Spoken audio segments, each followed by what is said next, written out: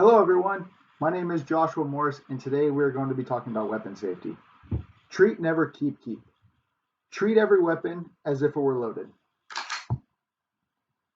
Never point your weapon at anything you do not intend to shoot. Keep your fingers straight and off the trigger until you're ready to fire. And keep your weapon on safe until you intend to fire. After spending 5 years in the Marine Corps, I left with a world of knowledge.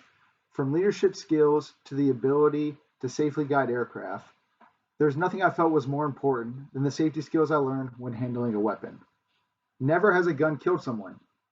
It is an inanimate object until it is used by a person as a weapon or a tool. Just like a hammer will not drive a nail into wood, a gun will not fire on behalf of itself. By utilizing these weapon safety rules, you're taking the first steps to ensuring proper weapons handling and safety. Knowledge. The most important part of weapon safety is knowledge. Learning is continuous and never stops. Whenever you buy a weapon, it is important to learn how it functions. This can be done by taking apart and testing the functionality of your weapon. By learning how your weapon functions, you become more comfortable and in control of handling this tool. As well, there are many training courses available. Most ranges offer beginning training courses for first-time shooters, as well as concealed carry courses teaching the laws of carrying a weapon. The practice of weapon safety starts with knowledge. It is also accompanied by a set of safety rules that is taught to even the most skilled marksmen in the United States military. Treat every weapon as if it were loaded, and never point your weapon at anything you do not intend to shoot. The first weapon safety rule, in my opinion, is the most important. Regardless of whether you know your weapon is loaded or not, by treating it as such, you're reducing the chances of a negligent discharge. Never point your weapon at anything you do not intend to shoot. This is a continuation of the first rule, but stands strong on its own. The truth is, negligent discharges do happen, and it is our job to prevent injuries from these mishaps. By practicing the safety rule, you're utilizing proper muzzle control that prevents injury or harm to others. By practicing these two safety rules, we're taking steps to prevent unintended incidents from happening. As well, we must apply the rules that take into account the consideration of safely handling a loaded weapon.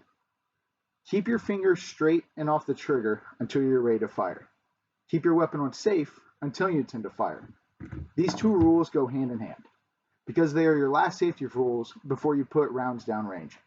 By keeping your fingers straight and off the trigger, you're ensuring proper trigger control. The weapon cannot fire unless the firing pin strikes the primer, which will not happen if the trigger is not pulled. To quote Sergeant First Class Norm Gibson in Black Hawk Down, "This is my safety, sir." While there is some truth to this,